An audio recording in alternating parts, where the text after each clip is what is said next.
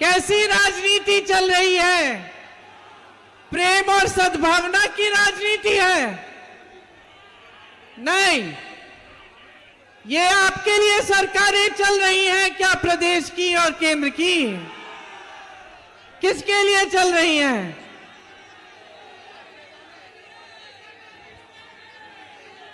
आप यहां सब नौजवान खड़े हो, रोजगार है? देश में 70 करोड़ लोग बेरोजगार हैं आज।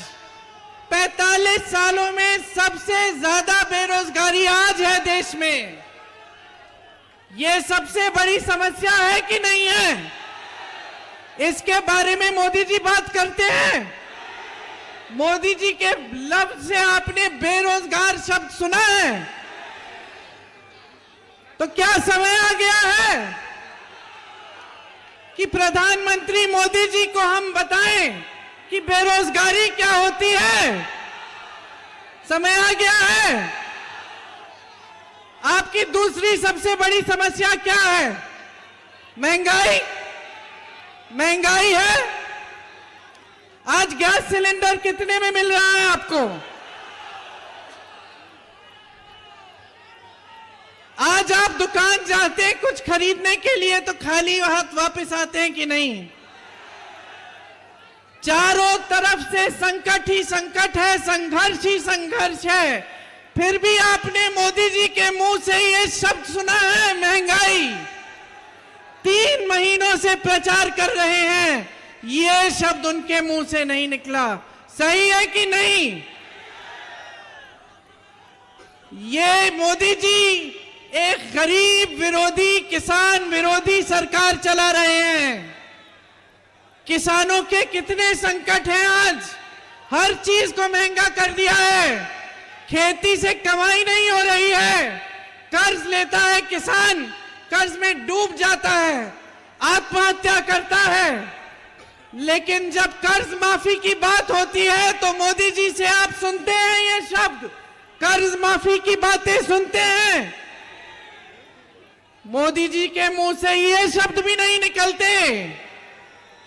तो क्या निकल रहा है आजकल मोदी जी की जबान से? आज आपने मोदी जी का भाषण सुना, बिहार में भाषण दिए और ऐसे ऐसे शब्द का इस्तेमाल किया है जो देश के इतिहास में किसी देश के प्रधानमंत्री ने नहीं किया होगा। यहां पे बाबा गोरखनाथ जी ने क्या कहा था? मन में रहिना भेद न कहिना, बोलिबा अमृत वाणी, अगिला अगली हाँ होइवे, हे अवधू तो अपना होएवा पानी। ये कहा था ना बाबा गोरखनाथ जी ने कहा था। और आज हमारे देश के प्रधानमंत्री क्या कर रहे हैं? आपने सुना होगा, मैं आ रही थी यहां, मैं उनका बिहार का भाषण देख रही थी और ऐसे ऐसे शब्द उन्होंने इस्तेमाल किए विपक्ष के नेताओं के लिए जो इस देश के इतिहास में किसी प्रधानमंत्री ने नहीं इस्तेमाल किए होंगे।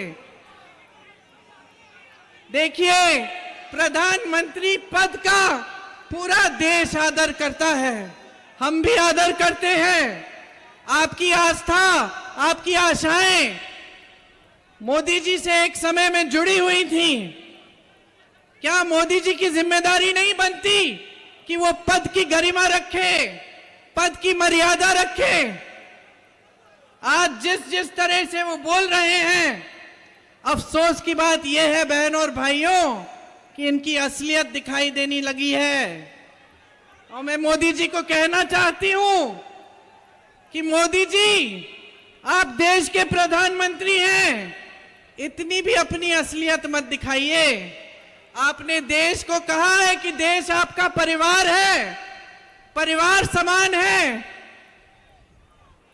परिवार का जो मुखिया होता है हमेशा परिवार के सदस्यों के प्रति और परिवार के सदस्यों के उनके प्रति एक आंखों की शर्म होती है, वो नहीं खोनी चाहिए।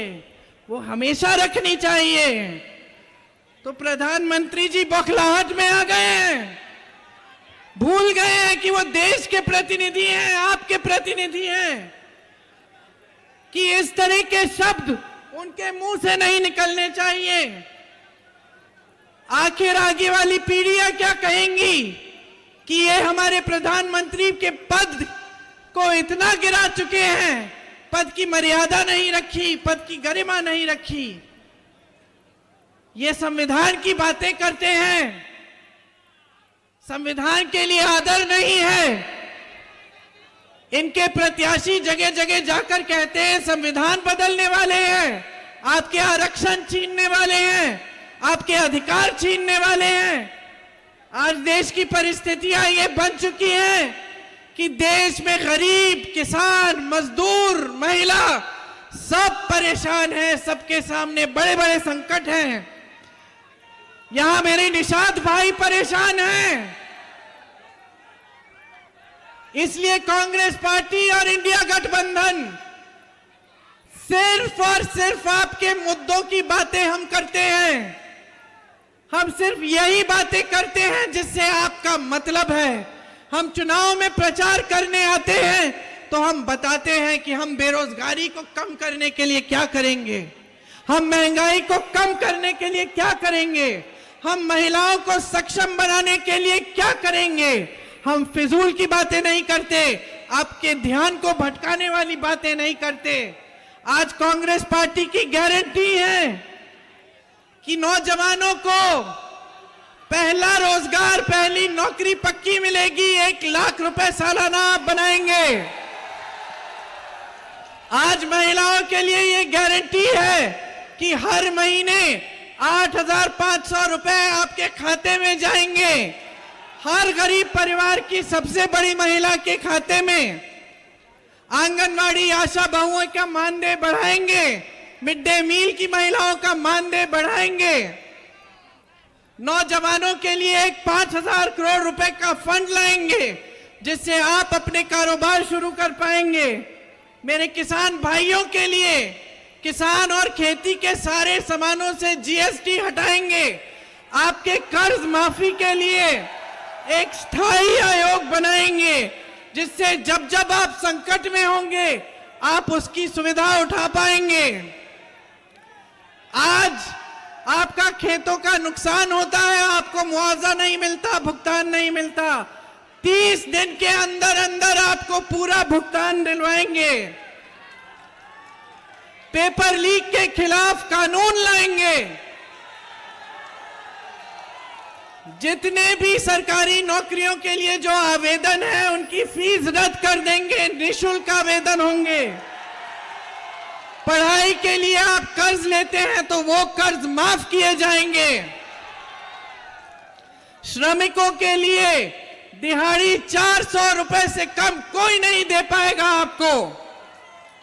किसानों के लिए हम कानूनी अधिकार बनाएंगे कि आपको न्यूनतम समर्थन मूल्य मिलना ही पड़ेगा। मेरे निषाद भाइयों की यहां बड़ी संकटें हैं, बड़ी मुश्किलें हैं, उनके लिए हम बीमा लाएंगे, एक पहचान पत्र आएगा और आपके लिए खास बीमे की स्कीम आएगी। आपके अधिकारों को हम मजबूत करेंगे। यहां कुशीनगर में 10 में से 6 चीनी मिलें बंद हुई। कप्तानगंज का मिल बंद हुआ, लक्ष्मीगंज का मिल बंद हुआ, रामकोला का मिल बंद हुआ, पडरौना का मिल बंद हुआ, कटकुइया का मिल बंद हुआ, छितौनी का मिल बंद हुआ। यह है भाजपा की सरकार आपके लिए। जहां जहां व्यापार है, जहां रोजगार है, जहां सरकारी कारखाने हैं, जहां आपके लिए सुविधा है, वो सब ठप करने का काम किया है। सिर्फ अपने बड़े बड़े खरबपति मित्रों के लिए इन्होंने अपनी सरकार चलाई है। उनके 16 लाख करोड़ रुपए माफ हो जाते हैं। यहां के बुनकरों के लिए 1 रुपया माफ नहीं होता, एक स्कीम नहीं आती। हर तरफ से आप घिरे हुए हैं, छुट्टे जानवर से घिरे हुए हैं। इस समस्या को हल करने के लिए कुछ नहीं किया गया है। आपके स्थानीय कारोबार सब संकट में है। कुशीनगर का एयरपोर्ट खुलता है, 5 महीनों से कोई फ्लाइट ही नहीं आ रही है। अब चुनाव आया है तो शुरू हो गई, और भ्रष्टाचार ही भ्रष्टाचार है। पूरी केंद्र की सरकार इलेक्टोरल बॉन्ड्स की स्कीम से चंदा लेने में व्यस्त, लेकिन आपके लिए काम करने में कोई व्यस्त नहीं है। आज हर तरफ से आप पर हमला हो रहा है, इस देश के लोकतंत्र पर हमला हो रहा है, और आपको सावधान और सतर्क रहना पड़ेगा। ये जो आपका अधिकार है, जिसके जरिए आप 1 तारीख को समाजवादी पार्टी की प्रत्याशी, इंडिया गठबंधन की प्रत्याशी को जिताने जा रहे हैं, ये अधिकार सबसे मजबूत, सबसे शक्ति से भरा हुआ अधिकार है आपका। संविधान बदलने की बात यह है कि ये अधिकार भी कमजोर हो जाएगा। सतर्क रहिए, जागरूक रहिए, ऐसी सरकार लाइए जो आपके लिए काम करके दिखाए। ये तमाम नौजवान जो यहां खड़े हैं, जो बेरोजगार हैं, आप सबको रोजगार दिलवाने का काम हमारा गठबंधन करेगा, ये हमारी गारंटी है। और आप सबने इतनी ध्यान से मेरी बातें सुनी है। ज्यादा लंबा भाषण नहीं देना चाहती, क्योंकि आप अखिलेश जी का भी इंतजार कर रहे हैं, धूप बहुत है। ये मैं जरूर कहूंगी कि इस चुनाव में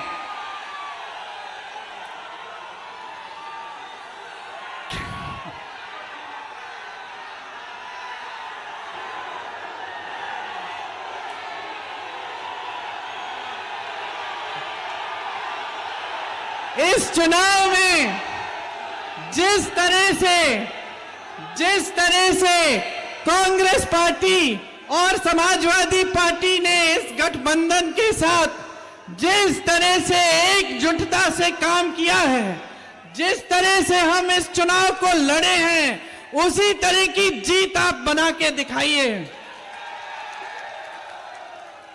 आपके सामने जो नेता आकर स्तरहीन बातें करते हैं, मोदी जी की तरह कभी भैंसों की बात करते हैं, कभी मंगलसूत्र की बात करते हैं, लेकिन बेरोजगारी, महंगाई की बात नहीं करते, उनको रास्ता दिखा दीजिए।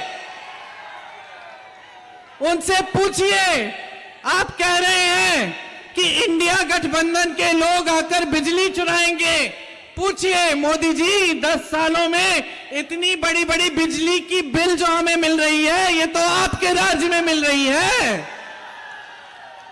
भैंसों की बात करते हैं, पूछिए कि ये जो आवारा पशु की जो समस्या है, ये किसके कार्यकाल में बनी है, किसके कार्यकाल में शुरू हुई है ये। इनसे सवाल पूछिए, जागरूक बनिए, और 1 तारीख को इनका मार्गदर्शन करिए, दिखाइए इनको कि बेरोजगारी क्या होती है और किस तरह से आप अपनी समस्याओं का सामना कर रहे हो। आप सबने बहुत ध्यान से मेरी बातें सुनी। एक बार जोर से मेरे साथ कहिए, जय हिंद। एक और बार, जय हिंद। एक और बार। और अब अखिलेश जी अपना भाषण करेंगे। धन्यवाद। मैं देख रहा हूं जहां पंडाल में इस दोपहरी में थोड़ा बहुत छाया मिल रही है, पंडाल पूरा हमें भरा दिखाई दे रहा है।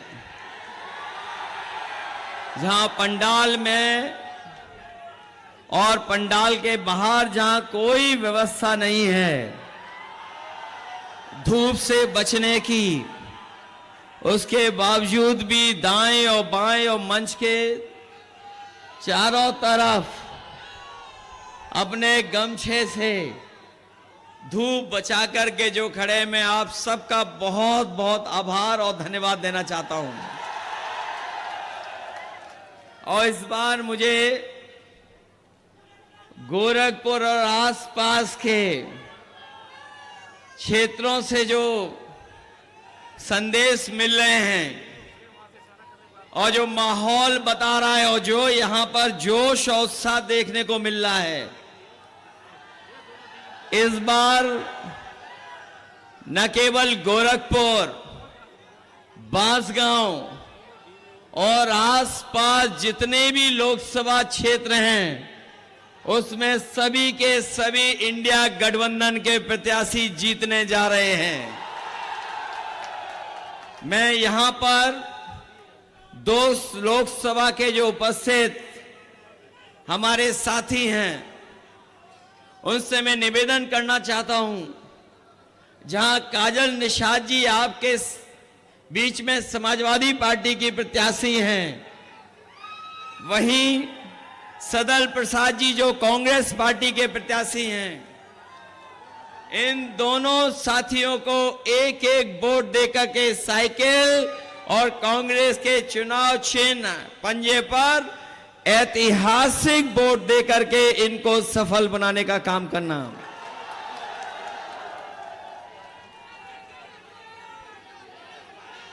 मैं देख रहा हूं इस बार गोरखपुर और आसपास के लोगों ने मन बना लिया है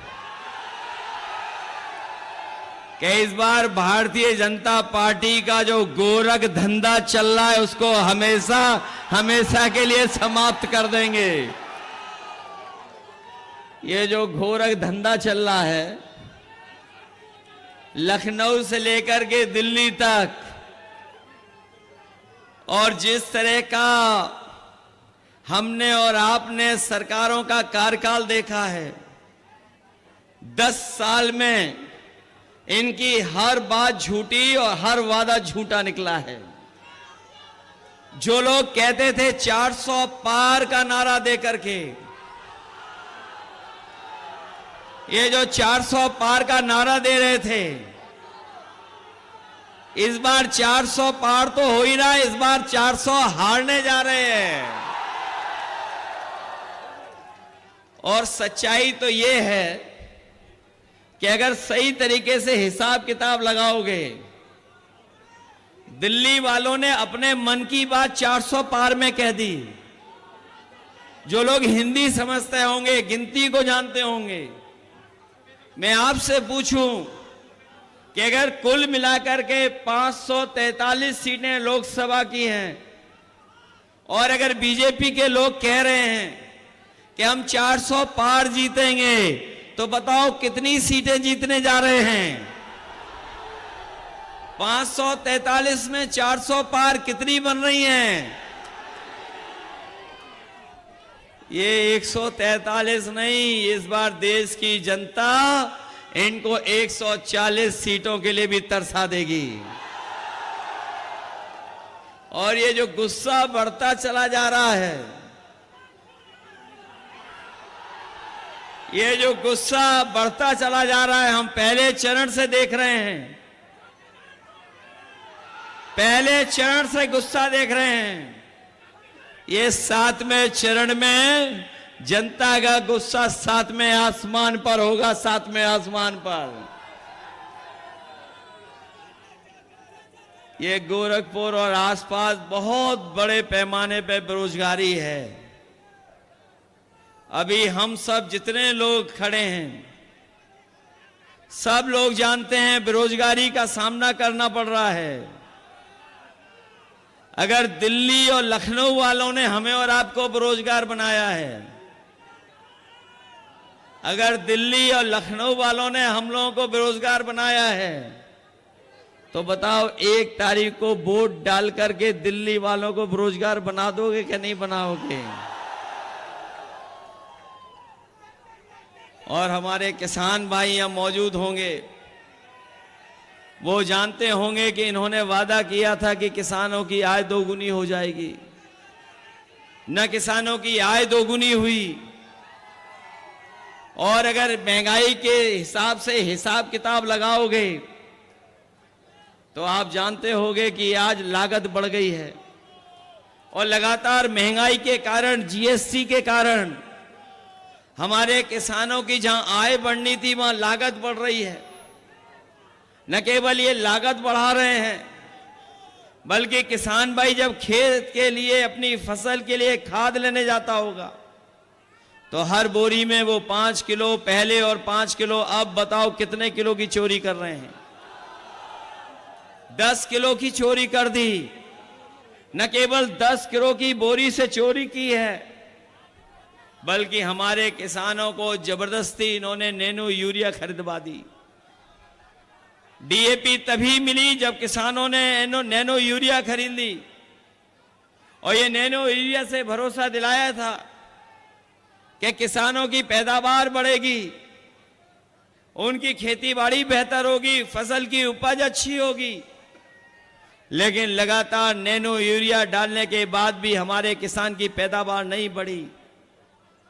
जो लोग समझदार होंगे, जानते होंगे, उन्हें जानकारी होगी कि जिस तरीके से भारत छोड़ करके तमाम उद्योगपति पैसा लेकर के भाग गए थे, उसी तरीके से नैनो यूरिया वाले भी भारत छोड़ करके देश भाग गए हैं। इन्होंने जहां किसानों को धोखा दिया, वहीं हमारे नौजवानों के भविष्य के साथ खिलवाड़ की है। और भविष्य के साथ इतनी बड़ी खिलवाड़ हुई है कि यही नौजवान जब परीक्षा लिखने गया, अपनी तैयारी कर करके उसे उम्मीद थी कि उसे नौकरी मिल जाएगी, रोजगार मिल जाएगा, लेकिन भारतीय जनता पार्टी की सरकार में जो जो परीक्षा हुई हैं, सबके पेपर लीक हो गए हैं। कोई एक परीक्षा का पेपर लीक नहीं हुआ है। ये नौजवान यहां खड़े हैं जिन्होंने तैयारी की होगी, नौकरी के लिए कोचिंग की होगी, वो जानते होंगे अभी तक 10 से ज्यादा जो परीक्षाएं सरकार ने कराई हैं, वो सबके पेपर लीक हो गए। और हाल ही में जो पुलिस भर्ती की नौकरी निकली थी, जिसके लिए इन्होंने कहा कि हमने पूरी तैयारी की है, कोई परीक्षा पेपर लीक नहीं होगा, लेकिन जब नौजवान अपनी परीक्षा देकर के घर लौटा तो उसे पता लगा कि उसकी भी परीक्षा का पेपर लीक हो गया। मैं अपने नौजवानों से कहना चाहता हूं, ये सरकार वो है जो डराने के लिए अपना बुलडोजर लेकर के आती है। अगर गरीब है तो बुलडोजर उसके घर पे चला देते हैं, अन्याय के लिए बुलडोजर लेके आ जाते हैं। लेकिन बताओ नौजवान साथियों, अगर एक भी परीक्षा का पेपर लीक करने वाले के ऊपर अगर कोई बुलडोजर चला हो तो बता दो हमें। इसलिए मैं आपसे कह रहा हूं, ये सरकार ने पेपर लीक हुए नहीं हैं, पेपर लीक कराए हैं, जिससे नौजवानों को नौकरी न मिल जाए। और जाकर के घर सोचना कि जो पेपर लीक हुए हैं, जिससे आपके सालों साल खराब हुए हैं, आपका जीवन का 1/3 जीवन बर्बाद किया है। इसलिए मैं आप नौजवानों से अपील करने आया हूं कि इस चुनाव में मदद करो समाजवादियों की और इंडिया गठबंधन की, क्योंकि ये चुनाव केवल आपके हमारे भविष्य का नहीं है, ये हमारे आपके आने वाली पीढ़ी के भविष्य का चुनाव भी है।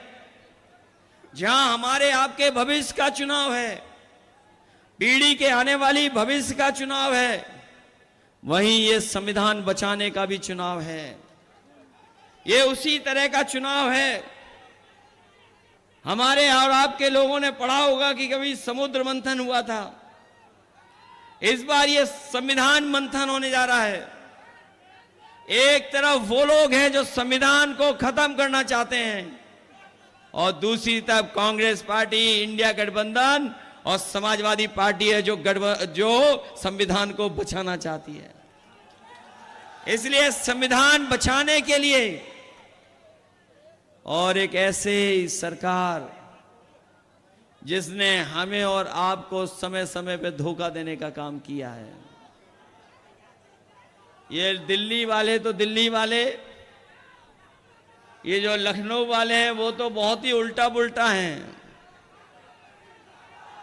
ये गोरखपुर वाले लोग जानते हैं। हम आपसे कहना चाहते हैं और आपसे पूछना चाहते हैं, सुना है कि लखनऊ वाले उल्टा पुल्टा ने, जो हमारे उल्टा पुल्टा मुख्यमंत्री हैं, गोरखपुर में दुकानें बनवा ली, मॉल बनवा लिए। क्या नाले साफ करा लिए आपके कि नहीं करा लिए? और आप लोग तैरना सीख गए हो कि नहीं सीखे हो, या पहले से ही जानते हो? ये बरसात आने वाली है, ये बरसात आने वाली है। हमारे नाविक लोगों को नाव से तो मदद करनी पड़ेगी, लेकिन अब को आपको अपनी जान तैर के भी बचानी पड़ेगी। ये वही जगह है गोरखपुर जहां पर कहा था कि मेट्रो चल जाएगी। बताओ, मेट्रो आपकी चल गई? मैंने कई बार कहा, फिर दोहराता हूं मैं आपको, गोरखपुर को जोड़ने के लिए पूर्वांचल एक्सप्रेसवे से एक गोरखपुर लिंक बन रहा था। जब से पूर्वांचल एक्सप्रेसवे बना तब से बन रहा है, और अभी तक पूरा नहीं हुआ है। कभी उसकी लागत जानकारी की है? लागत क्या लगी है? जरा हिसाब किताब लगाना जाके घर बैठ करके। जो पूर्वांचल एक्सप्रेसवे से आपका गोरखपुर लिंक जुड़ने वाला है, वो 90 किलोमीटर 6000 करोड़ का बन रहा है। तो सोचिए, 90 किलोमीटर 6000 करोड़ का जब हिसाब किताब लगाओगे तो बताओ 1 किलोमीटर कितने करोड़ का है? सोचना जाकर के। और ये सरकार वो है जिसने लाखों लाख नौजवानों की नौकरी छीन ली। अभी तक 60 लाख नौजवान हैं जो परीक्षा नहीं की वजह से नौकरी नहीं पाए हैं। और यही 60 लाख का अगर हम हिसाब किताब लगाएं, उनके माँ बाप को भी जोड़ दें, तो एक परिवार में अगर 3 सदस्य हैं जो नाराज हैं, तो कुल मिलाकर के 1 करोड़ 80 लाख नाराज हुए।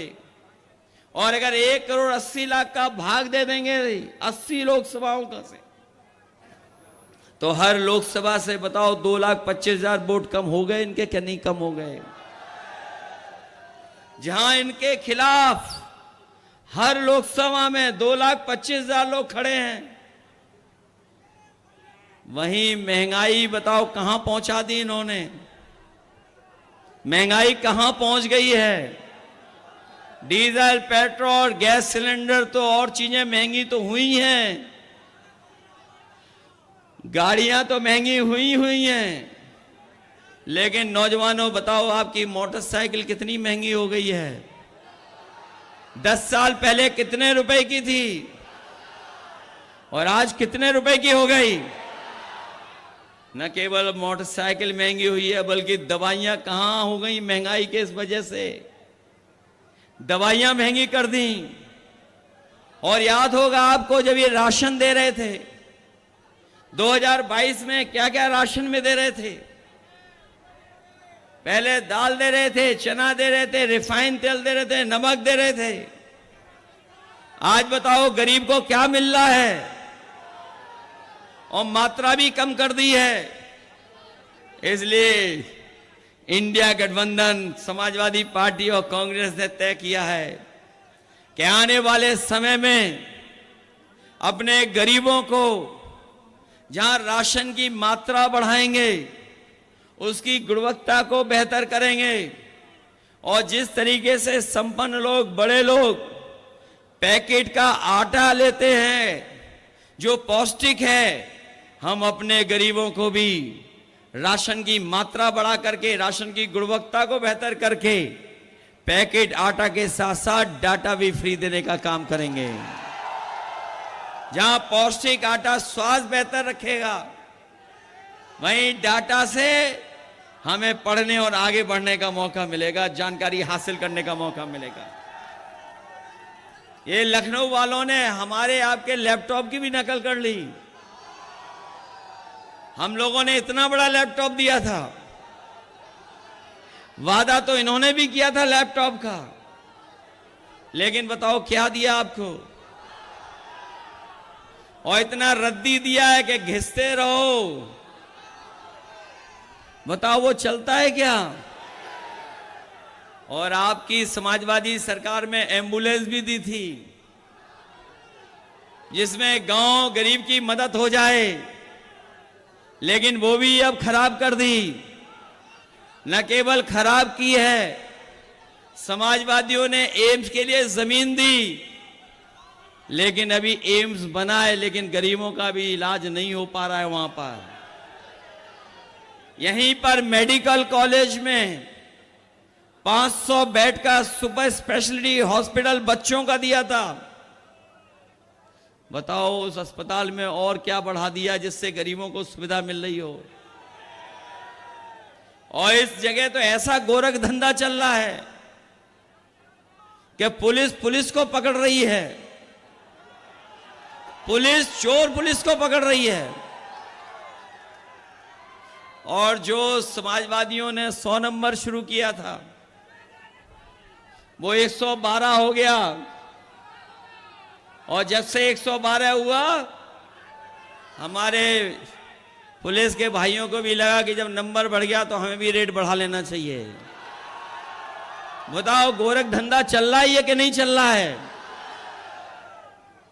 केवल यही गोरख धंधा नहीं है, इसके अलावा इलेक्टोरल बॉन्ड से भी पैसा वसूल लिया।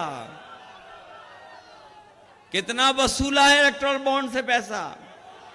हजारों करोड़ वसूला, बड़ी बड़ी कंपनियों से वसूला, जिन कंपनियों का मुनाफा नहीं था उनसे भी वसूल लिया, दवाइयों की कंपनी से पैसा वसूल लिया। और सुनने में आ रहा है कि जो मीट एक्सपोर्ट करते हैं उससे भी 250 करोड़ रुपए वसूल लिए इन्होंने। बताओ 250 करोड़ वसूल लिए कि नहीं वसूल लिए? और फिर हमें और आपको इन्होंने वैक्सीन लगवा दी। किसी को नहीं छोड़ा जिसको वैक्सीन न लगवाई हो। अब तो पता लग गया होगा कि वैक्सीन से बीमारी हो रही है, और कुछ लोगों को जल्दी हार्ट की बीमारी हो जा रही है। और हमें और आपको तो जबरदस्ती लगाई, इन कर्मचारियों को भी जबरदस्ती लगा दी है। और अब वही कंपनी वाले कह रहे हैं कि जो वैक्सीन लगी है वो हम वापस ले लेंगे। बताएं हमारे उल्टा पुल्टा मुख्यमंत्री जी, क्या जो लगी हुई शरीर में वैक्सीन कैसे वापस आएगी? जहां हमारा किसान परेशान है, वहीं बताओ गोरखपुर वालों, हमारे शहर के रहने वालों, हमारे मुख्यमंत्री जी का प्रिय जानवर आपको परेशान कर रहा है कि नहीं कर रहा है? कितना परेशान कर रहा है आपको? ट्रैफिक की व्यवस्था भी संभाले हुए आजकल, इसलिए सावधान हो कि नहीं हो आप लोग? इसलिए मैं आपसे विशेष निवेदन करने आया हूं। जहां पर समाजवादी पार्टी की प्रत्याशी काजल निषाद लड़ रही हैं, मेयर लड़ी थी, मेयर में जीत गई होती, लेकिन बताओ हरा दिया उन्हें कि नहीं हरा दिया? ये तो देश में आज गिनती ज्यादा वोटों की हो रही है, सबसे पहले ज्यादा वोटों की गिनती कहां हुई थी? अभी तो कोर्ट में मामला गया है, पता नहीं हम लोगों को न्याय मिलेगा कि नहीं मिलेगा। लेकिन गोरखपुर वाले लोग जानते होंगे, जितने वोट पड़े नहीं उससे ज्यादा कहां पर गिने गए थे वोट? बताओ मेयर के चुनाव में गिने गए थे कि नहीं गिने गए थे? इसलिए मदद करिए काजल निषाद जी की भी। और दूसरे कांग्रेस पार्टी के प्रत्याशी हैं सदल प्रसाद जी, बताओ मदद करोगे उनकी? अभी मैं सुन रहा था उनसे कि हम इतनी बार पीछे रह गए हैं, लेकिन इस बार समाजवादियों ने तय किया है कि सदल प्रसाद जी भी जीत करके जाएंगे। मदद करोगे कि नहीं करोगे मदद? और मैंने देखा इधर, पहले चुनाव से देख रहा हूं मैं, जितने बंबई वाले चुनाव लड़ रहे थे उन्होंने पहले ही बंबई की टिकट कटवा ली। एक उनके प्रत्याशी मेरठ वाले, वोट डाला, टिकट लेकर के वो वापिस बंबई चले गए हैं। एक दूसरी और प्रत्याशी अमेठी से लड़ी थी, वोट खत्म होते ही बताओ बंबई चली गई कि नहीं चली गई? सुना है यहां भी बंबई वाले हैं बहुत छुट्टी पे रहते थे। एक साल में कितने दिन छुट्टी पे रहते थे? और उनके ज्ञान के बारे में तो पता होगा कि यहां दाह संस्कार होगा तो कहां पहुंचोगे सीधे। याद है कि नहीं याद है? कितनी छुट्टी पे रहते थे सांसद जी? इस बार दे दोगे हमेशा हमेशा के लिए छुट्टी? छुट्टी दे दोगे हमेशा? अगर बीजेपी वालों के पास कलाकार है तो हमारे पास भी एक कलाकार है, और वो कलाकार यहां के भारतीय जनता पार्टी के सांसदों के लिए एक स्पेशल गाना बनवा के लाया है। बताओ ऐसे सांसद जो आपके बीच नहीं रहे उन्हें खारिज करोगे कि नहीं खारिज करोगे? इस चुनाव में संविधान बचाओगे? इसलिए लड़ाई बड़ी है। अगर आपको वोट पे जाने से रोका जाए तो रुक तो नहीं जाओगे? ये गोरखपुर वाले हैं, कोई ना कोई रास्ता तो ढूंढ ही लोगे बूथ पे पहुंचने का। अगर कोई रोके रुक तो नहीं जाओगे? हम तो अपने खाकी वर्दी पहने हुए भाइयों को भी कह के जा रहे हैं, ये भी मनी मन आपका साथ दे रहे हैं, क्योंकि इन्हें भी डर लग रहा है, इन्हें भी डर सताया जा रहा है कि अभी तो अग्निवीर नौकरी 4 साल की हुई है। अगर ये बीजेपी वाले आ गए तो इन खाकी वालों की भी 3 साल की नौकरी हो जाएगी। इसलिए मदद करिए और सब मिलकर के इस बार इंडिया गठबंधन को जिताओ। इंडिया गठबंधन जीतेगा तो किसान का कर्ज माफ होगा, नौजवान को नौकरी मिलेगी, हमारी गरीब माताएं बहनें उनके अकाउंट में 1 लाख रुपया आएगा, 30 लाख जो नौकरियां हैं और जो फौज की नौकरी है उस नौकरी को बढ़ा करके अपने नौजवानों को पक्की नौकरी और पक्की वर्दी पहनाने काम करेंगे। इसलिए मदद करिए। बहुत बहुत धन्यवाद।